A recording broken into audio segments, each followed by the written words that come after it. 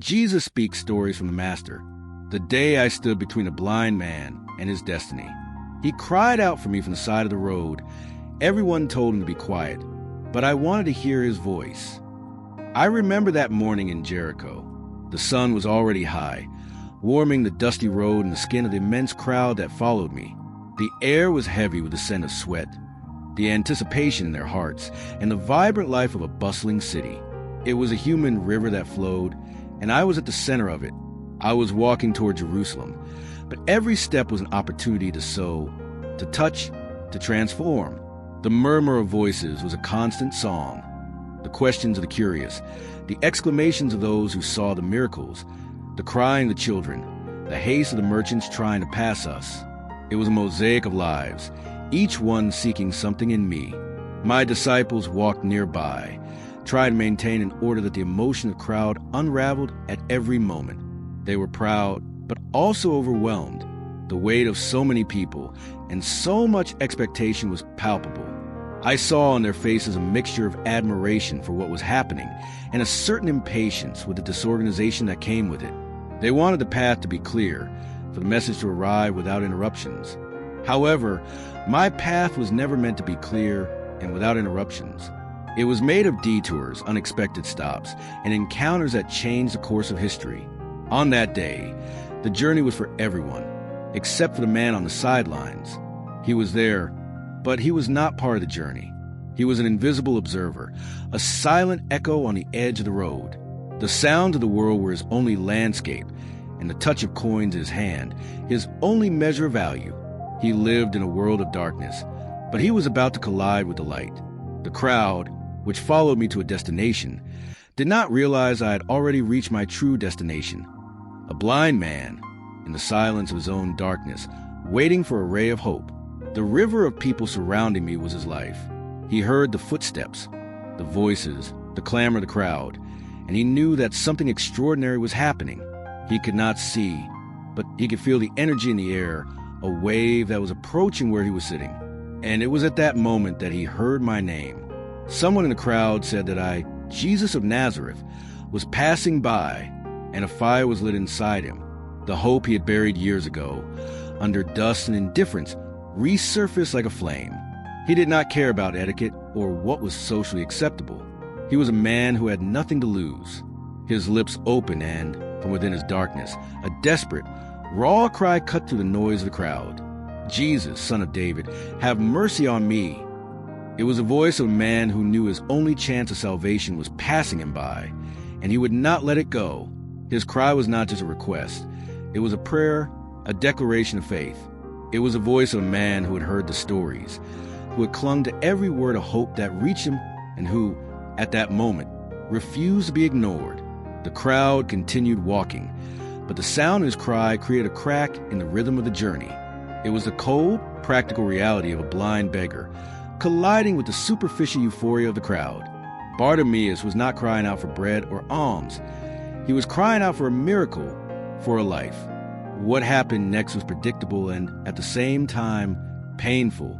The voices of the crowd turned to him, but not to help him. Be quiet. Stop bothering the Master. He doesn't have time for you. They tried to silence his faith with the same ease with which they tried to physically push him away. The crowd, which moments before had listened to my parables about loving one's neighbor, was now pushing away the one who needed it most. They did not see him as a brother, but as a nuisance, a stain on the perfect day of meeting the Messiah. But Bartimaeus' faith was stronger than the voice of any crowd. With every attempt to silence him, his cry grew louder, more urgent. Jesus, Son of David, have mercy on me. His persistence was a living proof that his faith was unshakable. He was willing to fight against the whole world, if necessary, to have a moment with me. His determination was the breaking point. It was a moment when the indifference of the world broke against the strength of one man's faith. And then I stopped. The human river of Jericho stopped. The silence that followed was louder than any cry. The crowd, which had tried to silence Bartimaeus, now waited confused for my next move. They did not understand that, by stopping for a blind beggar, I was rewriting the script of the journey. They expected me to continue, but I had stopped for an encounter. I turned to the crowd and said, Call him." The voice that silenced the crowd was the same one that was about to heal a blind man. The same people who had pushed him away were now calling him with a new urgency. "Courage, he is calling you." And Bartimaeus, hearing my call, got up and, in an act of faith and surrender, threw off his beggar's cloak. He would no longer need it. He ran toward me, a man in the darkness running toward the light. When he finally stood before me, his sightless eyes fixed on my face, I asked him a question that was not about his blindness, but about his desire. "What do you want me to do for you?" My question was not a test. It was an invitation for him to take ownership of his own faith. I did not treat him as an object to be healed, but as a person to be heard. Bartimaeus' response was quick and full of conviction. "Rabboni, I want to see." He did not ask for alms. He did not ask for bread. He did not ask for a place in crowd. He asked for sight, the only thing he lacked to live life to the fullest. He understood that his faith had already given him a new life. All that was left was for his eyes to open to see it. I looked at him, not with pity, but with admiration, and said, "Go, your faith has healed you." And at that very moment, light filled his eyes. He saw the crowd, the sun, the sky. He saw my face. He not only regained his sight, he found his dignity, his purpose. His faith, which the world tried to silence, was the key that opened his eyes. My purpose that day was not just to heal a blind man. It was to show everyone that my love has no limits and that my grace is for those on the margins, for those who are forgotten. I showed them that faith is not tied to what you can see, but to what you can believe. I showed them that a destiny is not determined by circumstances, but by the cry of a heart that refuses to be silenced. The crowd that tried to silence Bartimaeus was now in a stunned silence. They had witnessed a miracle that was not just about sight, but about a deeper kind of vision. They saw a beggar become a follower, an outcast become a disciple. That day, they learned a truth that would stay with them forever. No matter how loud the voices of doubt, condemnation, or indifference may be, the voice of a single person's faith is always louder. Bartimaeus' cry was not just a sound. It was a prayer that rose above the noise of the world and reached the heart of God. And so, I showed them that faith, even if it is just a whisper, is a force so powerful that it can stop a crowd, change the course of a journey, and bring light to the deepest darkness.